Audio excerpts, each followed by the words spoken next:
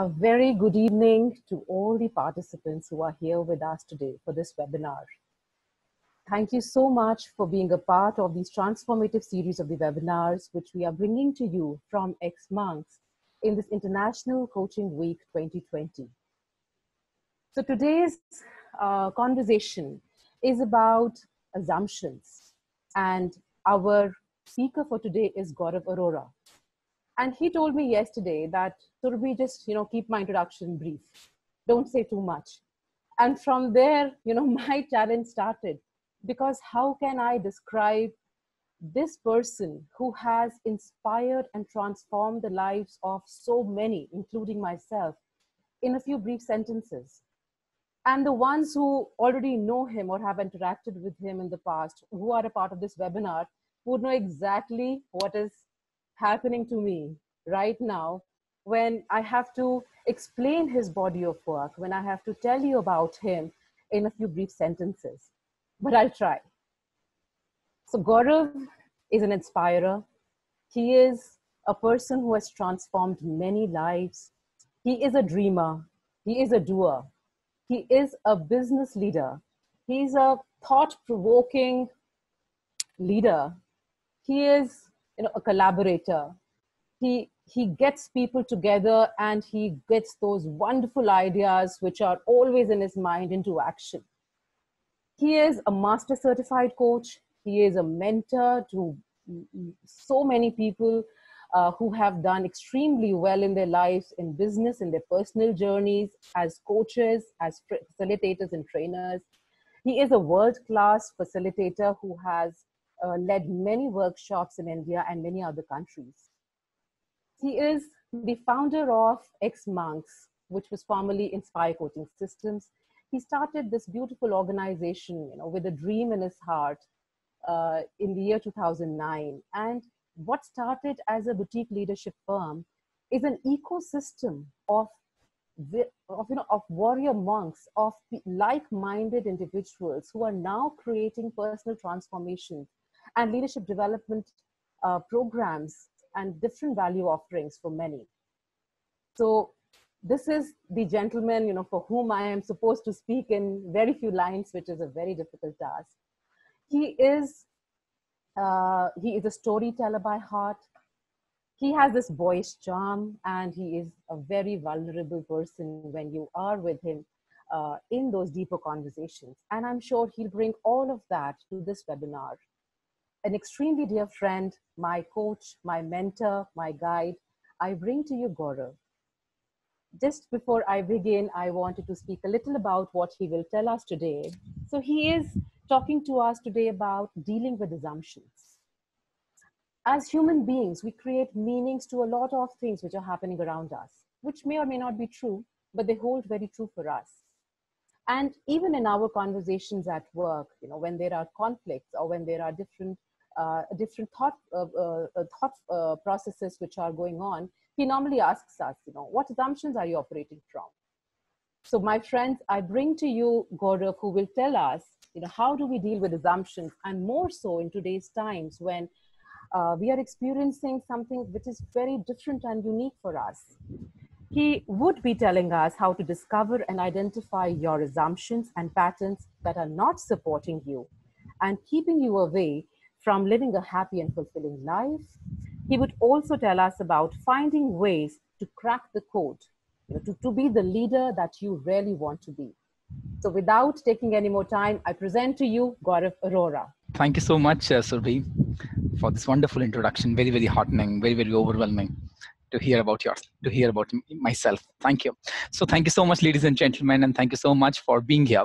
It's a sheer pleasure and an honor for me to talk about this theme called dealing with assumptions, because this is something that I've been pondering on for quite some time. And I often share with people that we all are living a song. We all are living certain assumptions, which may or may not be supporting us. But before we get there, let's spend some time to talk about this really basic word, because, when I was thinking that what is it that I should talk about during this 1 hour conversation, 75 minutes conversation, I was wondering that, okay, if I were to speak about assumption, which is a very, very small word, and yet will I be able to hold the attention of the people? I said, that's a ocean in itself. Of course, if people are willing to indulge into this conversation, they would be able to swim and they'll be able to reach to the other side of the ocean in their own journeys. So my request to you would be, take this as a conversation, as if I'm having a one-on-one conversation with you, so that you don't have to listen to any ABC guy who's just talking across the screen. So let's talk about and let's try and understand, when I'm using the word assumption, what are assumptions? So the definition, the dictionary definition of the word assumptions is a thing that is accepted as true or as certain to happen without proof.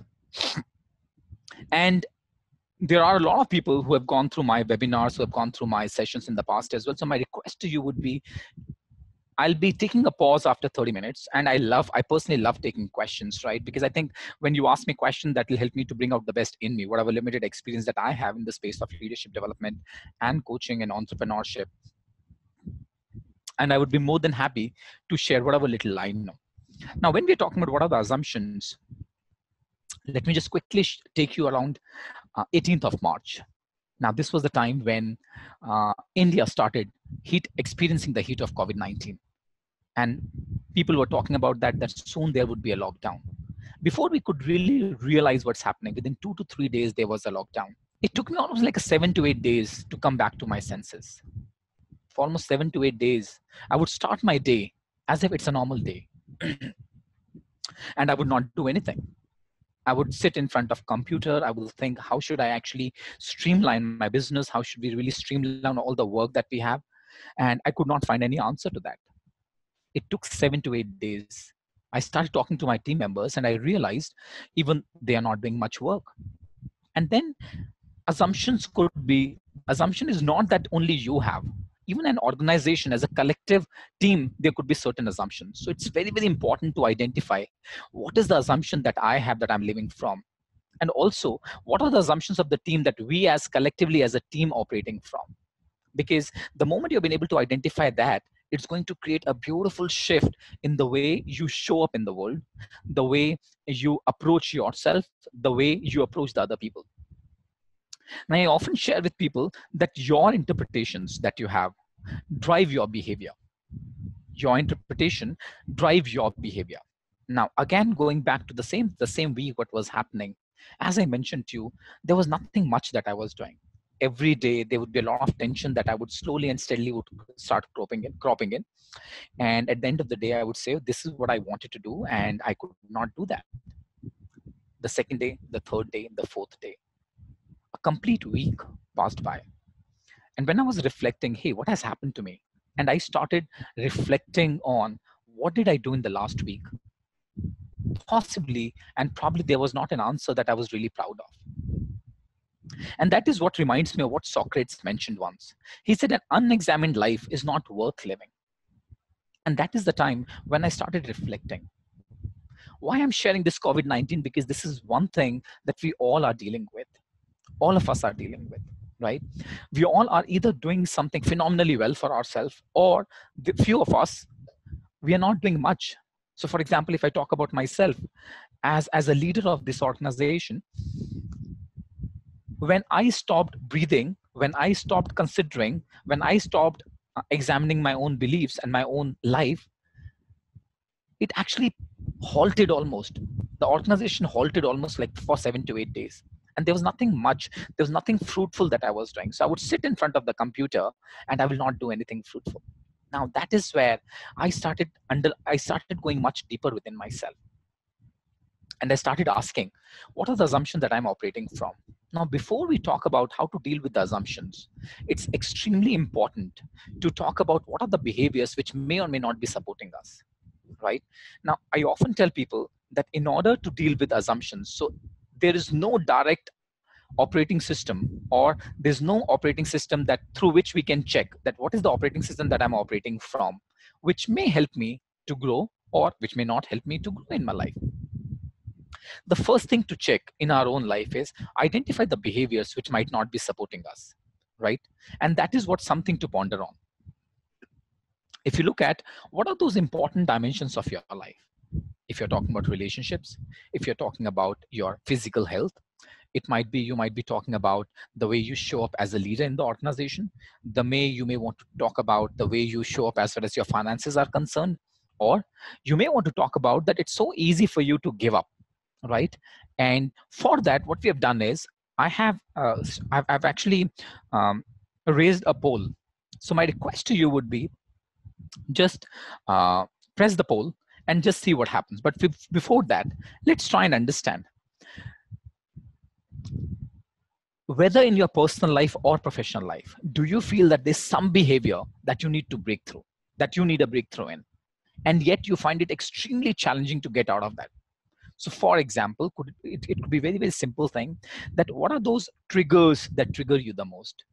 It could be not being able to stand in front of a particular colleague, or not being able to stand in front of your peer, or when a peer comes to you or a team member comes to you, you find you take that person as a threat, or you give it so easily when if somebody is asking you to do some work and you say, okay, yes, I will do that, and you find it extremely tough to say no to that. 3 days back, I was talking to one of my colleagues, and she said, Gaurav, I want to speak to you. And I said, please go ahead. She said, you know what, Gaurav, what I'm realizing is that in the last few days' time, in the last few months' time, I'm realizing that every time when a person comes to me and I say yes to that, I said, because you say yes to that, what happens to you then? He says, I end up taking so much in my plate that I'm not being able to serve at the end of the day. And what's because of that, there's so much of accumulated work that I have on my plate at the end of the week. I said, so what does that mean to you?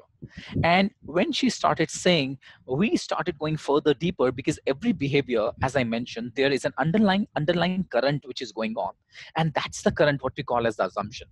And your assumptions have a direct impact on your emotions, the kind of self-talk that you get yourself involved in. It also, as Sarah, if few of you have attended the last session that we were having just 15-20 minutes back, she mentioned that it has a direct impact on your physical body.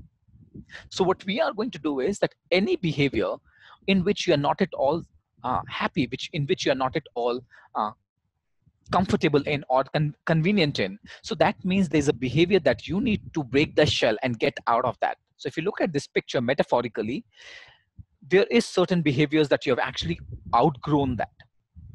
Now, I often share with people that the best of your behaviors, the best of your traits, right?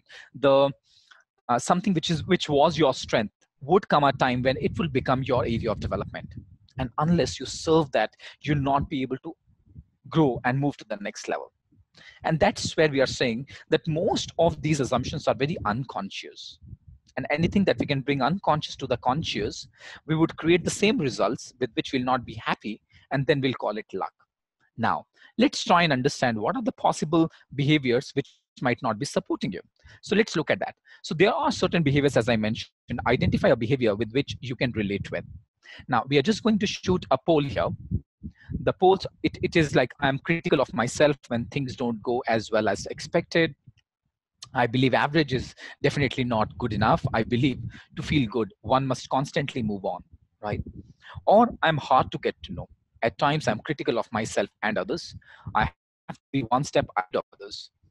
I adopt others' point of view so as not to disappoint them. I try to please others by going along to get along. I worry about others' judgments. So if I may request Shalini, if you can just throw the poll at people and let's try and understand what are those behaviors that people find that this is one behavior that I need to get out of that. This behavior is not at all supporting me. Okay, so the highest score that we have is I'm critical of myself when things don't go as well as expected. And then we have got other scores where people are talking about, I believe average is definitely not good enough. I believe that to feel good, one must constantly move on. And then, something which is really high is, at times, I'm critical of myself and others. Now, let's look at that. Now, these are the three. We can stop sharing this now. Thank you. Okay. Now, let's try and understand that. Let's try and look into that. Now, there are certain reactive behaviors. There are certain reactive tendencies that we all have. Now, what do you mean by reactive tendencies?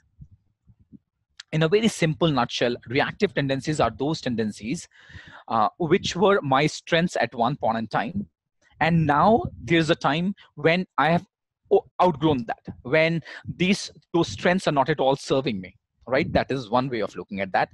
The second is, under the situation where there's lot of pressure, these are the derailers. So these behaviors, they don't support me anymore. So let's try and understand. When I'm saying that I'm too critical of myself, or when I was saying that I'm critical of myself when things don't go as well as expected, right? Now, let's try and understand what's happening right now. Under the COVID-19, I am sure for most of us, things are not going the way you would have expected them to go, right? Why? Because you don't have much control over things, right? You don't have, you can't even travel from one place to another. There's not much control that you can take charge of things, right? You might not be getting the results that you thought that you would produce. You'll not be able to interact with your teams, and even they might not be producing the results that you would want them to produce. Now, in those situations, what's happening? Now, in those situations, you're not being able to control things. Now, primarily, there are three reactive tendencies that we have. The first one is, as we spoke about, is are the what we call as the controlling tendencies that we have. Now, controlling tendencies are those tendencies where you would like to control things. And I'm no way saying, now let's go back and look at when I'm saying that I'm critical of myself when things don't go as well as expected. I'm no way saying that we should not produce results. Now let's look at that. It's known as the identity hook. Now, why am I saying the identity hook? When I try to capture my identity or my self-worth based on the results that I produce. I shall repeat that. When I consider my self-worth based on the results that I produce, and when I don't get the results that I anticipate for myself, I get too critical of myself, right? And same is the case when I'm saying that um,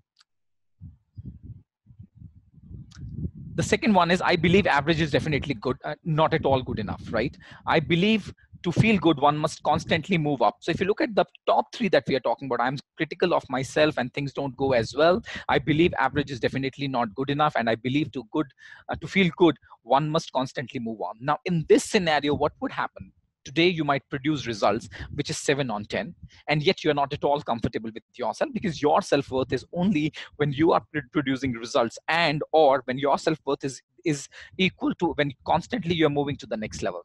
Now, in these kind of scenarios, you would always be under tremendous pressure. Now, what really happens is, when you are operating from that space, look at the way you look at yourself. Are you operating from a space of whole and complete, or are you operating from a space of there's something which is missing out here? There's something which is missing in me, right? I'm not at all complete. I'm not at all full. And that is what makes a lot of difference the way you show up as a leader. Now, if you look at the second one, it is what we call as the protective behavior. Now, in the protective behavior, in the protecting behavior, there are, once again, there are three things, what we call as distance, critical, and arrogance. And what it means is that I am hard to get to know. At times, I'm critical of myself and others. I have to be one step ahead of others. Now, this is where there is a constant need to be better than the other person. There's a constant need to be one step ahead of the other person. Is it good, bad, ugly? I don't know. But one thing is very clear, that according to you, your self-worth is equal to, it's only there once you are better than the person next to you. Let me just share this example with you. Now, a few days back, in the last program, in fact, I was leading the program on the leadership circle, where we were training people to get certified on this profile 360 degree. There was this lady who considered herself as an MBTI expert. And when we were talking about TLC, and there's a lot of discussion that started to happen between TLC, between Hogan, between MBTI, DISC, and out of nowhere, this lady said, you know what, MBTI is better than any other tool. Now, it's not about this or that. The question is, can there be possibility where this and that could be there? What are the traits that we are bringing on table from TLC that might be helpful for a person to grow to the next level? What are the traits that we are bringing from MBTI that might be useful and helpful for the other person to move to the next level, right? Now, these are, and what happened in that conversation is, this lady said, look, I know MBTI is the best. This lady chose not to even indulge in that conversation, and very slowly she withdrew from that conversation. And that is what really happens. Has it happened with you, where there is a deeper need to be better better than the next person. And I'm always saying this is not good. Of course, you should be better. But the point is, do you consider yourself better when you're competing with others, or do you consider yourself better when you're competing with yourself?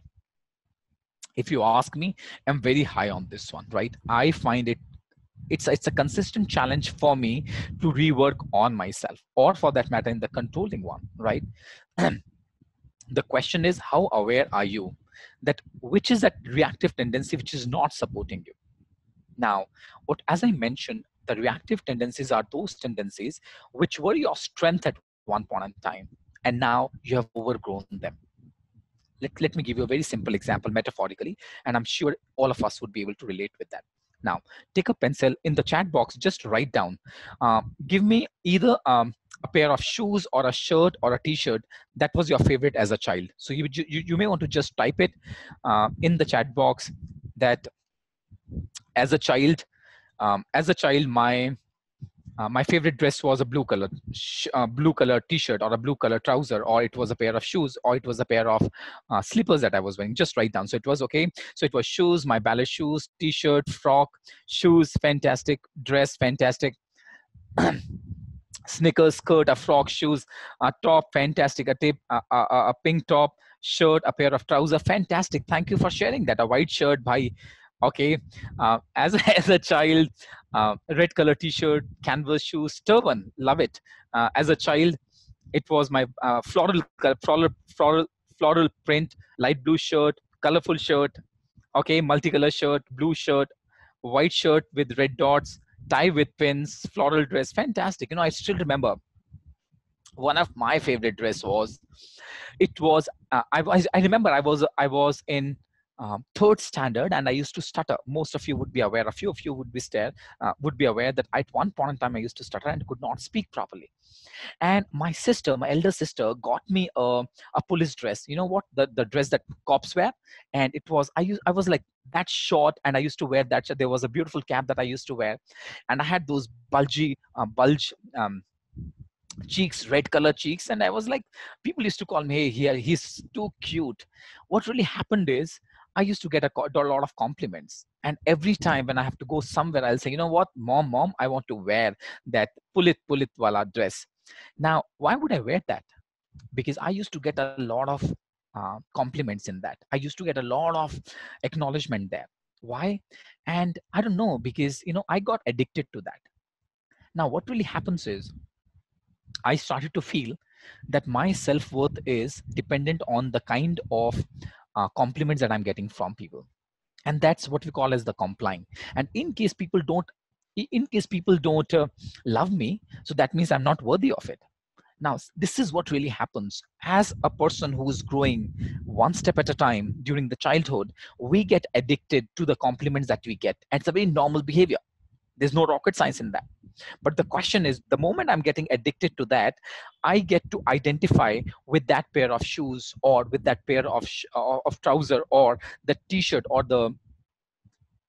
that you remember the white color shirt that you used to wear with red color dots, or do you remember the blue color shirt that you used to wear, or do you remember the sleepers that you had, or the white color canvas shoes that you had?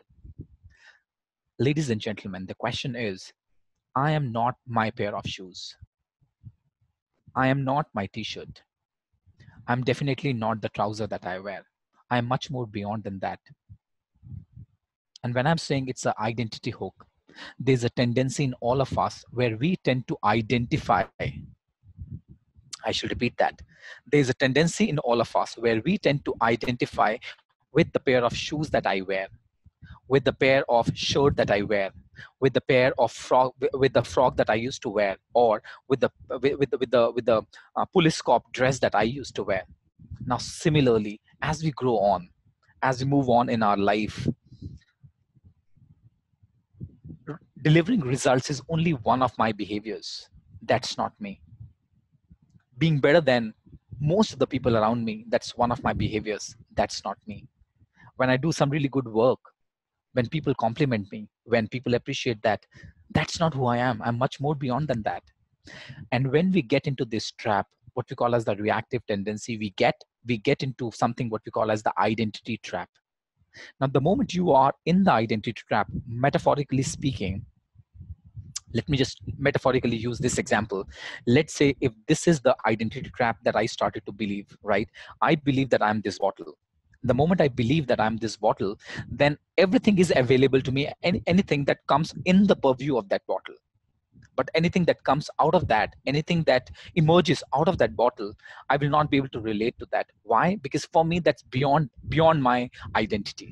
And this is where, that means I've actually overgrown that tendency. And this is the time to really reflect and look at where is it coming from, right? Now, may I request if you can just take 2 minutes to ponder on this, that how do I find my self-worth? On what all parameters my self-worth is dependent on? When people stop to compliment me, what really happens to me? When I'm not being able to relate with people, then what really happens to me? When I don't see myself better than everyone else in this room, then what really happens to me? What happens to me when I'm not being able to deliver results? What happens to when I'm not being perfect?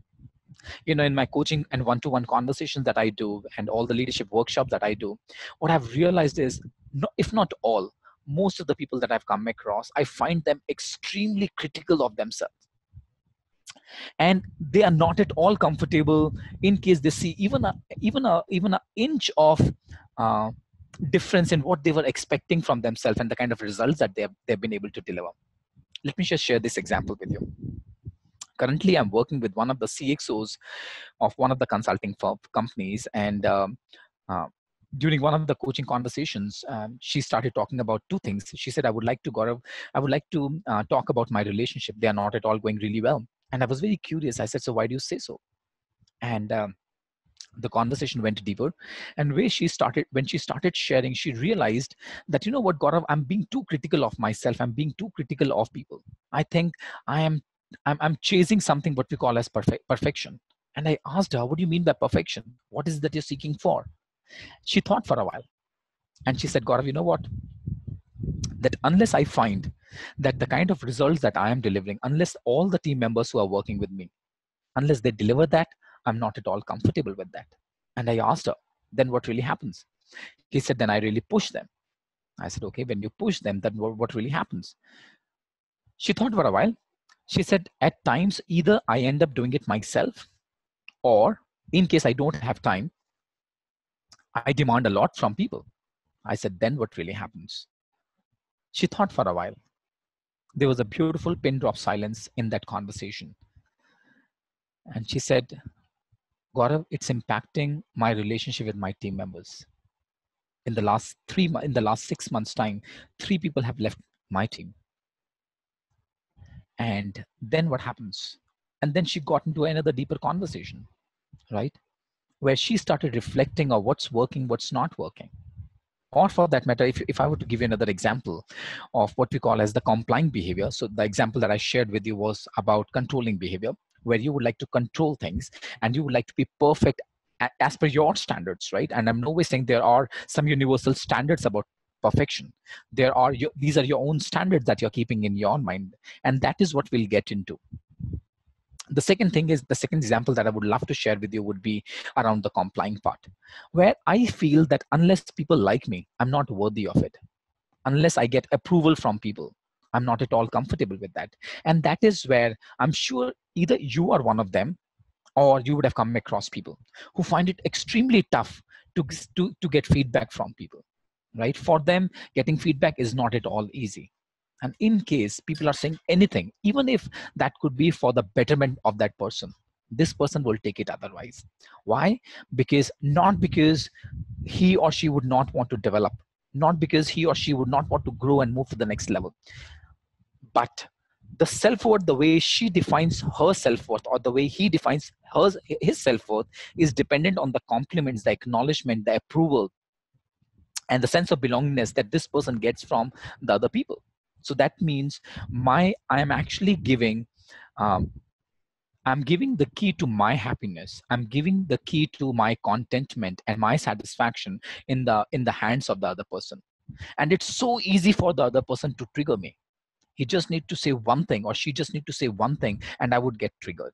right? And so these are the three reactive tendencies that I would love to listen more about from you, that which one tendency can you relate with. So as I mentioned, when you see your self-worth based on the results that you get, that's what we call as the controlling behavior. The second one is what we call as the protecting behavior, where you find your self-worth based on the kind of criticality or the cynicism that you bring in, or it's my way or the highway, or how different you are from the rest of the people, that I should be one step ahead of the other person. The third one is what we call as the complying. How many people love me? How many people are appreciating me? How many people are acknowledging me, right? I'm sure you all would be able to relate to that. uh, if you find if you find yourself happy, or if you say that it is worth the post when people like you. So if you have posted something on the Facebook or on the LinkedIn, you are looking for how many people like that, right? So if you are one of them, just type yes in the chat box. Brilliant. Only 2 people are there, 3 people are there, 4 are there. Oh yes, I'm there. Oh yes, okay. Oh yes, complying in general. Yes, yes, yes, yes. Let me just share this with you. And it's absolutely a normal behavior, right? Why I'm saying this? Because it emerges from what is really unfulfilled, which is really unfulfilled within yourself. This reminds me, my niece these days, she has created a Insta page for herself. And what she does is every week she posts a video of hers while she's dancing. She's an excellent dancer. She does not need any acknowledgement or any appreciation from anybody else. She's one of the finest dancers I know of. And few of you, if you know me, I dance a lot, right? I've done theater in the past. I used to deliver shows in the past. So dance is my hobby. And she is an exceptional dancer. So every Thursday she posts in the evening. And Friday morning, the first thing that she does is she look at the number of likes that she has, right? And the first week that she posted, she has around 770 something likes. The next week that she posted, it was 900 something. The third week that she posted is like 1200 something. And now if you look at every week, it's growing. Last week she posted something and there was less likes. You won't believe that. She came back to me. She said, Chachu, you know what? There's something terribly wrong in me. I said, what happened? He said, look at that. I dance so well and people are not appreciating me. And I was wondering, the genius that she is, the exceptional dancer she is, yet she's struggling to find that I'm worthy of it. I don't need external validation. It's easy said than done. At least I have a solid need for external validation, solid need. Just to tell you that when I was looking at that, I was actually looking at how many people are saying yes or no here, right? Or how many people have joined in. There's a need for me as well. But the question is, are you aware of that? Right? So without taking much of your time, ladies and gentlemen, I'm going to give you 2 minutes. Take your time and just scribble down. What do you think? How do you evaluate your self-worth? Right? In the meantime, I'm going to play music for you. You enjoy that and write down, how do you evaluate your self-worth? You've got only 2 minutes. Okay, so while what I'm doing is I'm going to address few of the question answer round, and I'm just loving the question that people are posting here. In the meantime, please do share in the chat box what are those behaviors that you think that you need to work on, right? Let me just take a couple of questions here. I would just take this as a first question. I'm not that shirt, etc. However, we also get compliments based on our behavior, or say values approach. Is it that detachable from the self identity? So that is one question. Another question is, my apologies. So Survi, can you read few questions please for me? Yes, Gaurav, questions coming up for you. There are lots of them, so I would start in that order. So the assumptions lead to biases and generalizations. Some of these you answered during the course of your webinar in the first half. Would you like to take them one by one? Yeah, so I can take that one by one. So the assumptions lead to biases and generalizations, definitely yes. So if you look at what assumptions are you operating from, I will rather leave it right now, because unless we understand what are the assumptions that I'm operating from, you would never know that what am I doing in my life. Because there are certain assumptions that people have, that as I mentioned, that I'll be worthy of it only when people give me compliments. And what would happen in case people are not giving you compliments could be a possibility that you might generalize that either for yourself or for the other people. You might not be comfortable working in an environment because you feel people are not appreciating that, or could be a possibility that these people, they don't appreciate the way any other culture would appreciate, right? Just to quickly share with you, I remember when first time I was doing a program in China and in Chinese culture, and also in Indonesia, right? So in this Asian belt, I was doing program in China and Indonesia. That was one of the programs that we were doing for the art and science of coaching, and I was assisting Marilyn. And so Marilyn has been extremely kind to me. Few of you would be aware of that. So she said, Gaurav, lead the program. So she said, Gaurav, lead the program. And I started leading the program. On one hand, I had Marilyn, and who that I look up to, and then there were a bunch of people from China and the second program that we were doing in Indonesia. After some time, what I realized is that I'm very comfortable leading the program there, especially in China. Why? Because one, there was an interpreter, so who was interpreting what I was saying in English. She was interpreting that in Chinese. And what I realized is that people were really comfortable with the energy that I was bringing in, right? They were really happy. So we were jumping and we were dancing, which was not available when Marilyn was doing it. So I did not even look at Marilyn, right? What I was looking forward to is that in case I'm liked by people, then I'm worthy of it, then I'm a good facilitator, right? And I started generalizing it. So I had my own biases towards going to China and leading the program. So go for yourself, go deep within yourself and say, if you have got any biases towards somebody or a community, where are these biases coming from, right? Where are these generalizations coming from? The next question is, uh, how do we know what are our assumptions? And how do we know, how do we know they yeah, are true? how do you know that they are true? Interestingly, assumptions are assumptions. There is a fine line between assumptions and assertions. I shall repeat that. There's a fine line between assumptions and assertions. At the end of the day, assumptions are assumptions. If I'm good or if I'm not good, right? If he is good or he is not good. If he's trustworthy or she's not trustworthy, or he's not trustworthy or she's not trustworthy, whatever that is, these are all assumptions. Does that mean that assumptions don't help? No. I'm no way saying that. There's something called what we call as the grounded assumptions. Grounded assumptions are, if you see a pattern that these assumptions are supporting me, as I mentioned, you used to love wearing those white color pair of shoes. It helped you for some time, but after that, you overgrew that. Now you have overgrown that pair of shoes, right? Now this is the time to let go of those shoes, right? Letting go is an art that comes with wisdom and that comes with an experience. The question is, how quickly are you willing to learn that? And it's a journey of a lifetime. Let's move to the next question. It says assumptions that I'm coming from vis-a-vis assumptions that I'm running away from. Your thoughts, Gaurav? Thank you. Thank you, Ajay sir. It's such a pleasure to have you.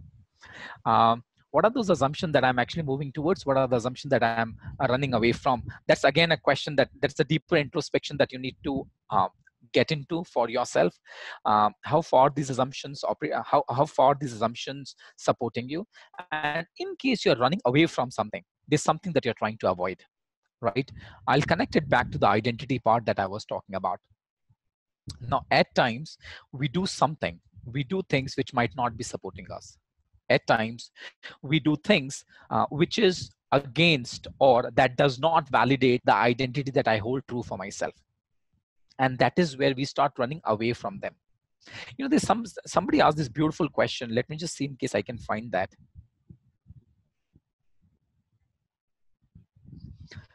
Brilliant question that was.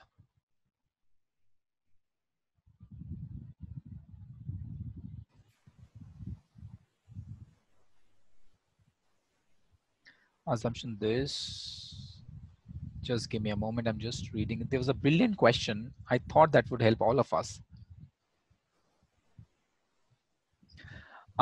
So this is the question. Does that mean that my identity will change every time? That is one question. Another question was, yeah, I am not that shirt. However, we got a lot of compliments basis on my behavior or say values, approach, etc. Is that detachable from the self identity? Let's try and understand these two questions, and then we'll move on. If you look at times we get attached to our identity. We get attached to our identity. Let's look at what are the things that you get attached to. We get attached to the money that we have. We get attached to the role that we have. So if I'm the vice president, if I'm the owner of so and so, if I drive the Mercedes car, or if I drive a BMW car, what happens is we get attached to all these materialistic things, right? We get attached to the kind of results that we produce. We get attached to things, we get attached to people who are a part of our life. And we started thinking that unless this person is there in my life, I'm not worthy of it, right? It has happened with me 10 times. Now, does that mean I need to be detached? Definitely, yes. That is one. Detached not only from those people, those things that you have been able to accomplish, or those medals that you have been able to gain for yourself. Also, what is really important is getting detached with the identity that you hold true for yourself. I often share with people, in case you're not a lawyer, who are you? In case you're not a coach, who are you? Because the moment you have been able to bring that perspective, you'll not be able to attach to that. And once you're not attached to something, you'll be able to produce better results. uh, Now, I'm sure all of you would have seen Mahabharata. Now, in Mahabharata, there's a beautiful conversation that's happening between Lord Krishna and Arjuna. In that conversation, what really happens is, uh, this is a day next to when Arjuna lost his son Abhimanyu, right? And Arjuna took a pledge that unless I kill that guy who has killed my son before the sunset for the next day, I will take samadhi. Now, the next day happens, everyone is ready. The Kauravas team have actually created another wall where Arjuna will not be able to reach there. And Arjuna is too determined that by the end of this sunset, I will kill him. Otherwise, I'll take samadhi. And now, while all this is happening, Kauravas are preparing that this today, what would happen is that we will not allow Arjuna to reach to that gentleman, to that person. Um, Vedrath, if my memory support, no, there's some that Rath. So they are preparing for that. And Arjuna is too decisive that today I'm going to kill him. Now, while this is happening, Lord Krishna, in his beautiful, charming smile, he's smiling and looking at this thing that let's see what really happens. Deep down, he knew it, what's going to happen. They say that gods or the supreme power, they get onto the world, they live a very normal life, not because they would love to, but they live that life so that that life becomes an example for all the rest of the people. Now, even Lord Krishna, or if you look at Lord Rama or Guru Gobind Singh Ji, they lived a very simple life, not because they could not have the best of the world, but because they wanted their life to be an example for the other people. So Lord Krishna is looking at Arjuna. As a chariot, they are moving one step at a time, the second step at a time, and there comes a time when it's about to have the sunset. And just imagine the situation of Arjuna, where Arjuna is determined. He has taken a pledge. He has taken a vow that unless I kill him, Devrat, unless I kill Devrat, I would take samadhi. And it's around the corner. The sunset is around the corner. People are really happy on the Kaurva side, and they started wondering, now this is going to happen, and we are going to win the battle. We are going to win the Kurukshetra war. Now, in this the conversation that's happening, Lord Krishna, with the same beautiful, charming smile, he looks at Arjuna. Arjuna, you know what? Here, there's something that I find very weird in all of you Kshatriyas. And Arjuna is perplexed right now because he's looking forward. The time is anyways running, and here's the chariot, Lord Krishna. He's just giving all the gyan that why do you find the behavior of all the Kshatriyas a little weird? What he says is something really magical that stayed with me for the longest period of time. He says something really beautiful. He says in a very slow, subtle manner. He says, you know what? कुछ भी हो तुम्हारी life में, तुम लोग ना जल्दी जल्दी कसमें खा लेते हो, right? What it means is that anything that happens in your life, you take a pledge. Now, when you take a pledge, then rather than focusing on the thing that you're here for, you get stuck with sun. So rather than focusing on your goal, you're only focusing on when the sun is getting when is sun is setting, right? Now here we get attached to the identity so much that we forget what we are here for, why we are here for. And that is where, when I train people, of course we talk about the expertise, of course we talk about what are the important things that they need to take care of. A very important question that I keep bringing them back to is, hey, what is your intention here? Why do you want to become a coach, or why do you want to become a leader? Now if you look at assumptions, when we start to live with our assumption, we get unconsciously we get hooked in our own identities. And that is where it becomes one of the biggest trap to get out of that. And that is where, rather than focusing on the intention that you set it up at the very initial phase, you get stuck with those identities. And that's where we don't deliver the results that we are here to deliver on. And that is where it's extremely important to get detached from all the things with which we think that this is what my identity is. And that's the reason why to move away from one identity and move to the next identity. Let go of that identity and move to the next identity. And that is where, when we keep on doing that, you take the shape of the environment that you're a part of. Water is water. Water is serving the world, and yet it does not have an identity of its own. If you put it in a tumbler, it will take the shape of the tumbler. If you take it in a glass, it will take the shape of the glass. If you put it in whiskey, it will get mixed so beautifully. If you, in case you put it in curd, you will get lassi or charged, right? That is where the essence is. What is your essence? That's a deeper question. Rather than getting stuck with your identity, a question is, what is my essence? What is my intention? And when you're able to address that question, you'll be able to let go of all the identities, all the assumptions which are actually holding you. You are not holding your assumptions, by the way. I believe that these are my beliefs. No, actually, I don't have an assumption. Assumptions have me, right? So thank you. Shall we move on? If you are willing to move on, may I request if you can just type yes in the chat box.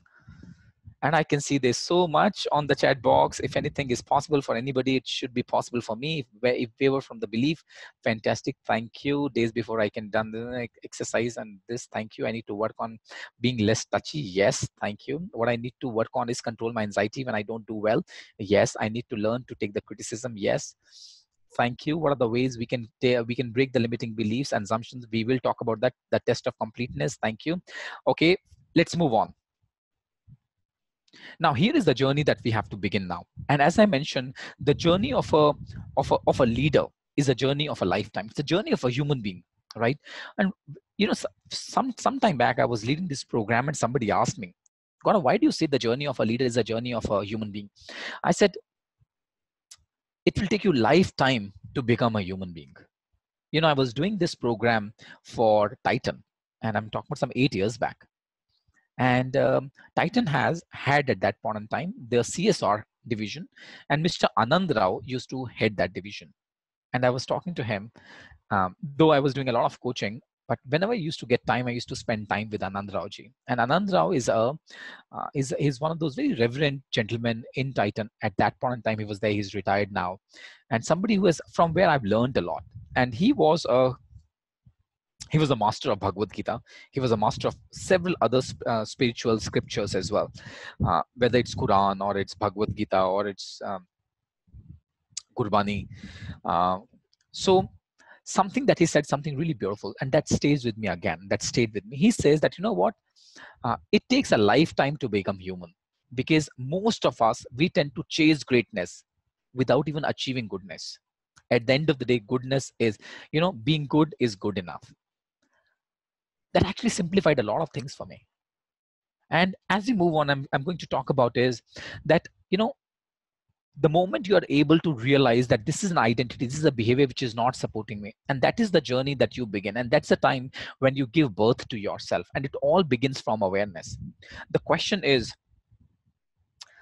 if this behavior is not supporting me, what are the effects? What's the impact of this behavior on my life? And trust me, it's not that there's some particular behavior that will have an impact only in one area of your life. No. It would have in all the other areas of your life. all the other areas of your life. So the first step is to build awareness around why do you get triggered, what are the things that you really like, what are your thoughts in that particular situation. Just to share this example with you, I was talking about, I'm working with one of the C-suite executives from one of the consulting firms, where this lady says that I'm looking forward to perfection in everything, and because of that, I find it extremely tough to build on relationship. Now, how do you build awareness? Now, there are very simple things that you may want to do. Right. One of the basic things that I talk about is get into a conversation with a colleague of yours. Get into a conversation with somebody that you really trust. Get into a conversation with which you can connect with.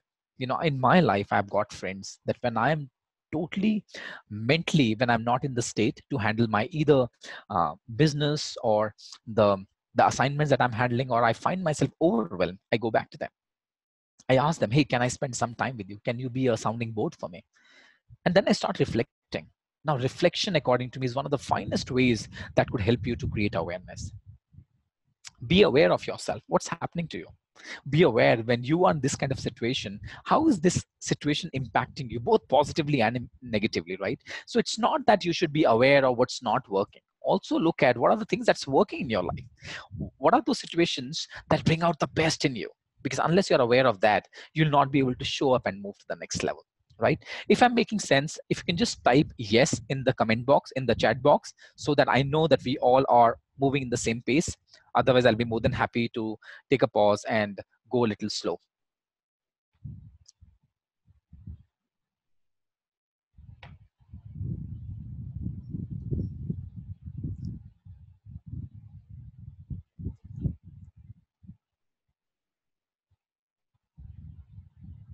Thank you.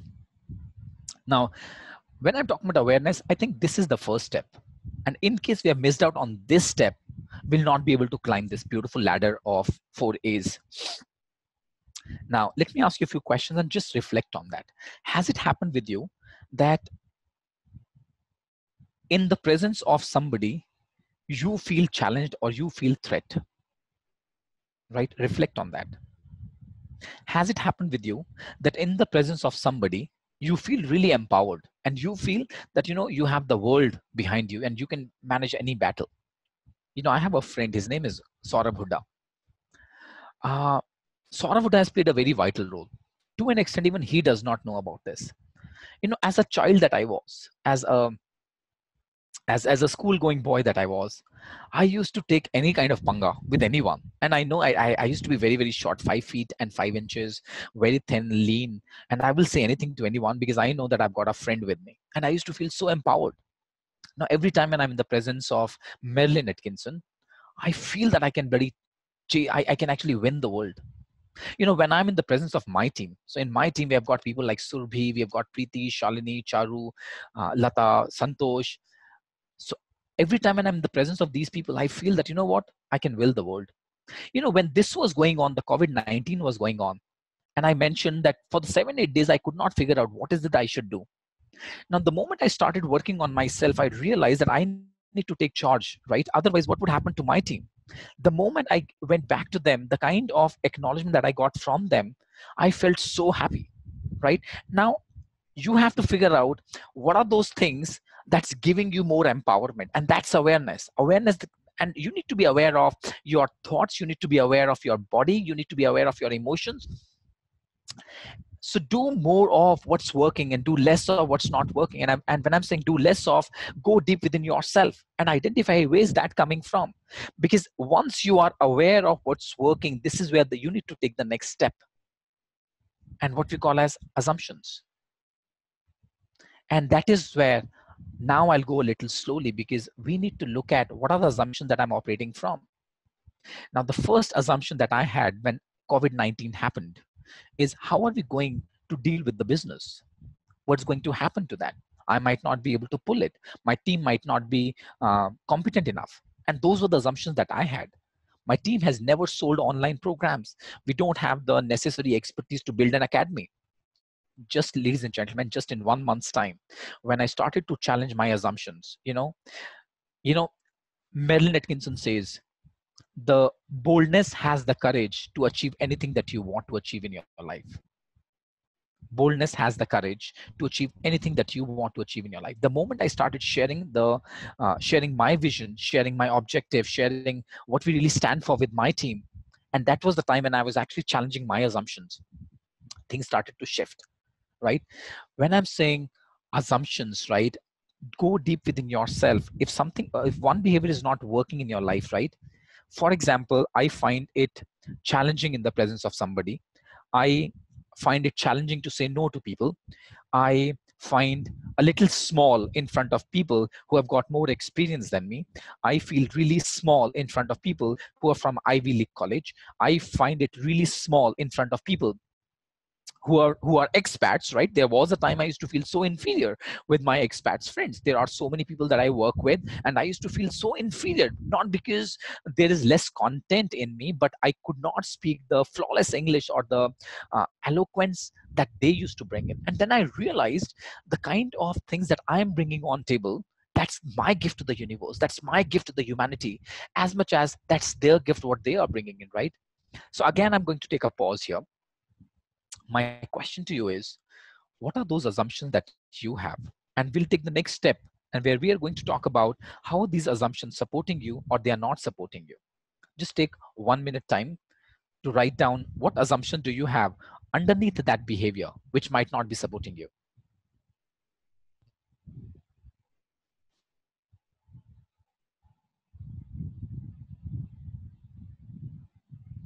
I feel empowered before my mentor, empowered before my teacher in school. Yes, people bring out the best. We all run our own races. Thank you. So what are your assumptions? Just type down, what is your assumption? That what is my assumption beneath that behavior which is not supporting me? So for example, as I mentioned, I find myself smaller in front of people with more experience. What is my beneath? What is my assumption beneath that? I may not succeed in the new behavior, in the new environment. Brilliant. Okay. Others are better than me is an assumption. Working hard will bring me success. Thank you, Hiteshji, for bringing this. You know, I remember that when I applied for PCC, I flunked 2 times, and the third time I got that. And later on, when I started realizing what is the assumption that I was operating from, I realized that my assumption is that life is too hard and I can't achieve anything easily, right? And before you realize it, you will realize that how that one assumption is becoming a song of your life. Now, it does not really matter where you are going. If you're going to a cremation ground or you're going to a pub, if you're going to a dance party or you're going to a wedding party, in case you're going to, if you're staying home, if you're staying alone home, or you are with a group of people, that song is always there with you, right? Or assumptions could be that you cannot trust people, and that's the reason you find it extremely tough to get along with people. You know, this friend of mine, now fortunately he's happily married. He's a Brahmin, and one of the assumptions that he was operating from is that she cannot trust men. And what really happened, she actually created the life that she always believed in. You know, that's how the universe gives it back to you. The question is, are you listening to are you listening to what universe is telling you, right? There could be an assumption that I need to be perfect all the times. Okay, and what if you are not perfect? Could be a possibility you might not even start something new, right? You need to start. You can't believe that, no, once all the traffic lights are green, only then I will start from home, or once I have everything in perfect shape, only then I'll start. So I need to be perfect all the times. That's another belief, that's another assumption or a belief that we have, right? Now that is where, and I would talk about, we might not get a time here, we might not get time to create a distinction between assumption and beliefs. Otherwise I would love to do that. Now this is where we move on, right? Now here again, take a pause. And that is where you need to check for yourself. Now once you have identified the behavior for yourself, reflect. What is the payoff? When I'm sticking to this behavior of mine, there's something that you must be getting. Otherwise, you will not indulge into that behavior. Human beings, on one hand, we are, human beings are, as I often share with people, that we are conditioned for connection. We are wired for connection. Under threat, we get rewired for protection, right? Now, and I will talk about when we get rewired for protection in a while. But before that, if you pick up any one behavior, how is that behavior serving you? right? What is the payoff?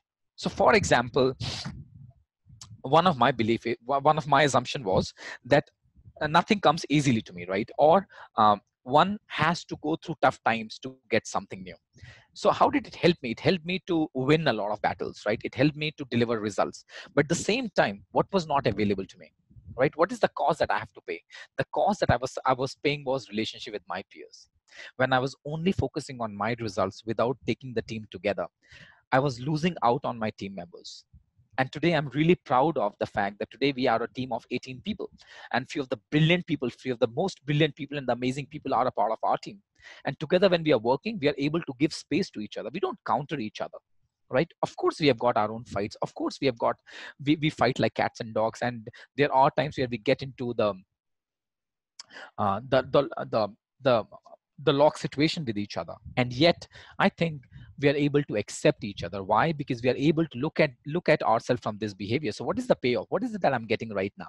I'm getting 2 brownie points in this team. What is it that I'm not getting? What is the cost that I'm paying? I'm actually paying the cost of a relationship. Is it worth it? That's a question that you need to ask. Is it worth it? Right? Once you have been able to identify, once you've been able to create that awareness, once you've been able to zero it down on the assumption that you're operating from, and that is where you need to accept. So once you've done this, you have written down all the payoffs that you have on the left hand side, all the costs that you are paying on the right hand side, and that is where you need to accept yourself. I often share with people, one of the ingredients which is missing in humanity, in most of us, if not all of us, we tend not to accept ourselves. A few days back, I was talking to a friend of mine. His name is Chris. And Chris has traveled the world. He has written a couple of books. Uh, he's 64. He's a he's a parachute jumper, and so I was involved in a conversation with him, and I asked him. I said, Chris, if you were to look back and if you were to give an advice to your 21-year-old self, what would be that advice? And how would you support that? He said there are two things which are extremely important. He said the first one is self-love. The second one is self-acceptance. And I was very curious. I said, why do you say of all the things you said, self-love and self-acceptance? He said, you know what? I wasted most of my time in my life only by comparing myself with others without realizing that I am as unique as a bird is. I'm as unique as a flower is. I'm as unique as Barack Obama is. I'm as unique as Oprah is. I'm as unique as Sachin Tendulkar is. I'm as unique as you are. Now, the moment he said that, he had some really wet eyes. He had moist, he had moisture in his eyes. And I could see that how vulnerable he was. That it takes a lifetime for us to accept ourselves, who we are. Because the moment we start to operate from there, I understand these are the areas that I need to work on. Because the moment you understand that these are the behaviors which are not serving me, and that is where you need to take action, and that is where the next step happens, right? But before we move on, there's another poll for you. There are two more polls. If you can just take that poll, I would love to understand from you what are your payoffs and what is the cost that you are paying. So Shalini, if you can just play the second poll, that will help us understand. Yes, this one. So just take this poll. It will help us to understand that why are you sticking to this behavior? How is this behavior serving you? Is it allowing you to win the battles that you are playing? It's helping you to justify. It's helping you to deliver results. Okay, so if you look at the behavior that you are still stuck with, right? It's still helping you deliver results. And these are the results, right? Being right. But the question is, what is the cost that you're paying? If this is what you're able to get out of that, right? You've been able to deliver results because of the behavior. As I mentioned, that I will work really hard. Nothing comes easily to me, right? Or I have to work extra hard to get that. If people are not appreciating me, I'm not worthy of it, right? What I'll do is I'll start investing more time and more energy in that relationship. Of course, it'll help me to build relationship with those people. But what about myself? When is the time for myself, right? Now, this is where if you look at, these are the results that you are getting. Now let's look at the second one. There's another poll that will help us. What is the cost that you are paying? And then we'll see, is it worth it? So Shalini, if you can just play the next poll as well. So here is the next poll. Just jump in and see what is the cost that you have to pay. And if you look at, we are producing results at the cost of love in our life. We are producing results at the cost of self-expression in our life. We are producing results at the cost of relationship with my peers and colleagues. And check with yourself, is it worth it? Yeah, there are few people who have not yet done this. They have not yet done the poll. So if I may request you, just press the button. What you think? How is it costing you? There's still around 10, 15 people who have not yet done the poll, please. Yes, now we can stop the poll. Now, the poll says that you are delivering results at the cost of self-expression. You are delivering results at the cost of fulfillment and relationship. Ask yourself, is it worth it? And isn't the same thing that I was talking to you about when I was telling you that I'm working with a C-suite executive lady who is producing the results at the cost of relationship? And that is where we need to take a check, and we need to take a pause. Say, where am I operating from? And from there, as I always tell people, the journey would not be easy. So there's always an optical conflict that we would have, right? The optical conflict is the persistent experience of some frustration, dilemma, life puzzle, quandary, or the personal problem that is perfectly designed to cause us to feel the limits of our current way of knowing in some sphere of our living that we care about, with sufficient support that we are neither overwhelmed by the conflict nor able to escape or diffuse it. And that is the journey that we all need to go through, because otherwise we'll not be able to live that polarity. So on one hand, it's very important to get appreciation from people, but at the same time, not at the cost of where I start to feel that I'm worthy of it only when I'm getting that from the other person. Now, here is so this is what we've already done. So welcome yourself in the new world. And that is where my request to you would be. There's a beautiful saying, it goes like this: wheresoever patterns are found, there are complexes at work. Wheresoever complexes are found, history is present. Wheresoever history prevails over the present, we are stuck. Wheresoever we are stuck, there is a model task. Wheresoever there's a model task, we will be obliged to take on some quantum of anxiety. Wheresoever we are willing to take on anxiety, we will grow and create new patterns, new history. Wheresoever we choose newly in the present, we render our journey more conscious, larger, and possibly more consistent with what destiny demands. By James Hollis. And as I mentioned, ladies and gentlemen, it requires tremendous work, because even when you're able to identify the assumption that you're operating from, we need to shift the assumption. We need to challenge those assumptions. And it all begins, as I mentioned, with the 4A process. It all starts from awareness, and then we move to assumptions. And that is where you need to accept and take actions. And once you're able to cross these 4A's, it will help us to welcome ourselves in the new world. Go back to the basics on daily basis and check for yourself. What assumptions are you willing to work that will allow you to become the person you always want to become? When I look at my life, I get my own answers. I'm sure you would have your own answers. I'll take a pause here and would love to understand the questions that you have. So let's go to the questions. Surbhi, over to you. Yes, Gaurav, we have a lot of questions. So I will begin. I'm sure we'll not be able to address all the questions. There are quite a lot. Yes. So what does it mean to go out of the comfort zone when we are not feeling empowered? It's a good question. Would you so ask me the question again? What does it mean to go out of comfort zone when we are not feeling empowered? It's a great question. You know, when you're not feeling empowered, because either the situation that you are into, you have not taken the control of that, or you're not taking the ownership of that, or the environment is not supporting you. Let me just share this with you. A friend of mine, his name is Andrew. Andrew does a lot of work in the space of mindfulness. And he often shares that one of the ways to create the results that you want to create is by identifying what is in your body right now. So he calls it acknowledging. So just acknowledge what's happening to you right now. And he calls it also labeling. So just labeling it, what's happening, right? And as I mentioned, and again, I'm going back to the 4 A's process, right? So look at the awareness that you have for yourself, right? And look at the assumption that you're operating from. The second thing that he talks about, which I did not mention here, is what he says is that you cannot control the results. You can definitely influence the conditions.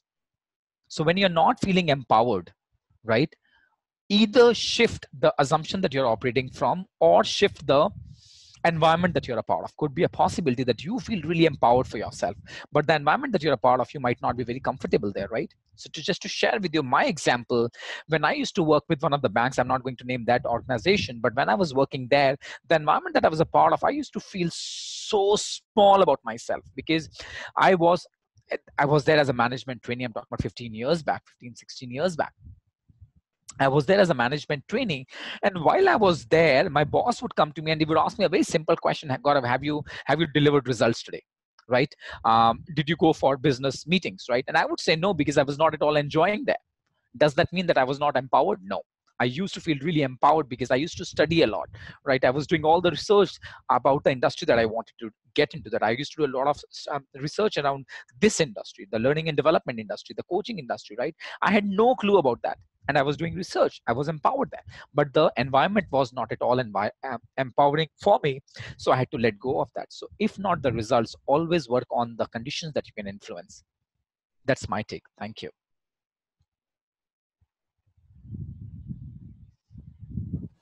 Wow, that was brilliantly answered, Gaurav. Um, Another question. Based on my past experiences, I have already assumed my colleague is going to fail me again. How do I handle my own frustrations?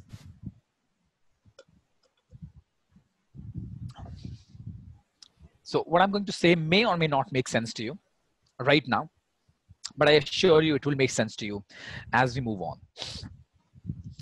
If any of your colleagues is frustrating you right now, it's not that he or she is frustrating you, right?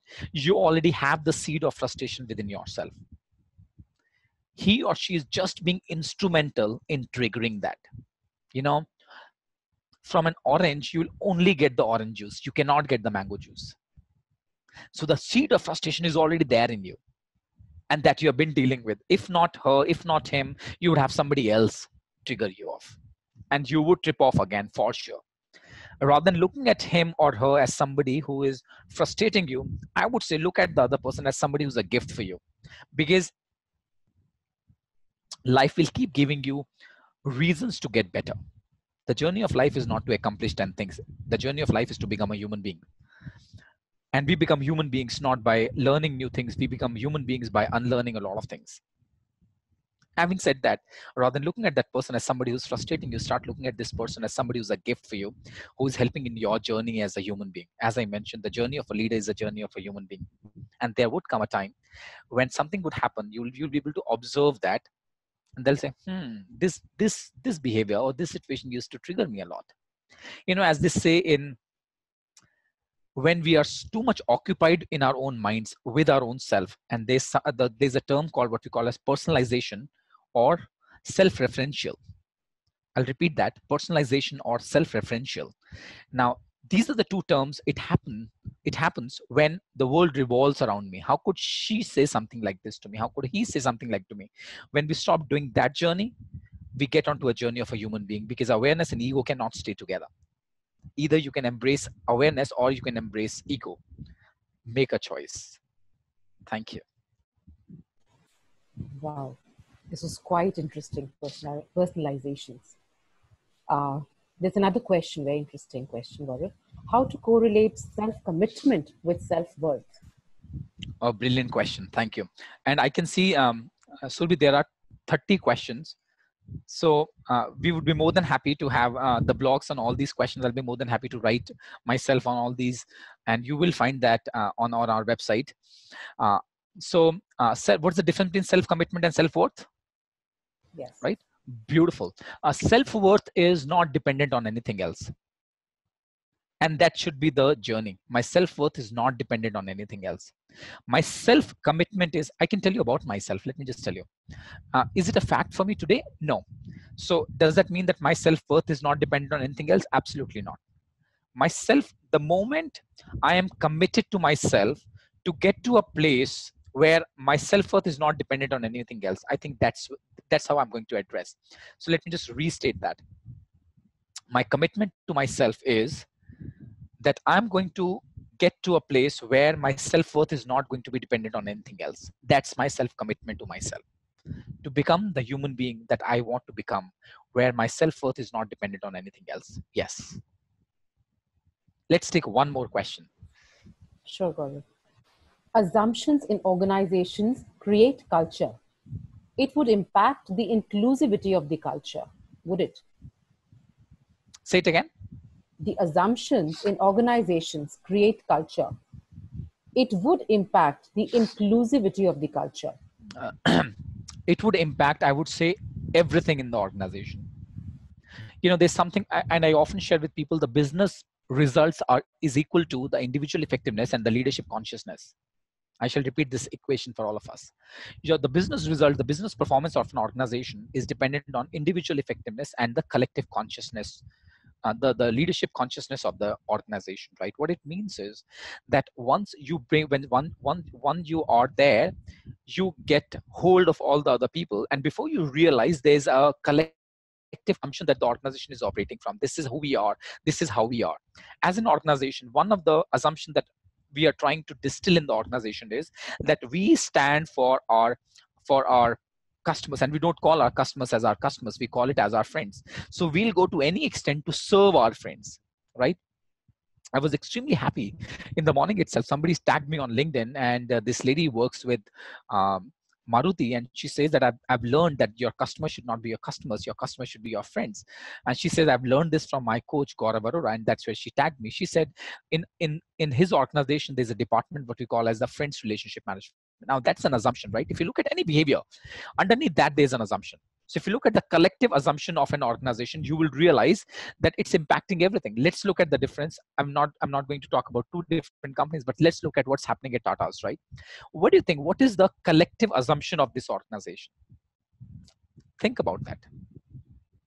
Vis-a-vis any other organization. I'm not going to talk about any other organization, but let's look at this one. What do you think? What is the collective assumption of Wipro, and how is it impacting? Why only inclusivity? Look at all the other things that they are doing, right? Let's look at the culture of barista, where they are, or cafe coffee day, where they are welcoming the special children to work with them. Now that's inclusivity, right? Now, considering today, recently we did a poll, and I said gender, male, female, and I was like a stupid. I was just looking at that. I said, why is this a question? And one of the team members said, Gaurav, no, there should be three options: male, female, others. I never thought about that. But what I was really happy about is, now if we start to think like that, we can actually create the culture that is very, very inclusive. And why, as I mentioned, the collective assumptions of an organization impacts everything. So I'll stop here and would love to take questions later on as we move on. Over to you, Survi. Thank you so much.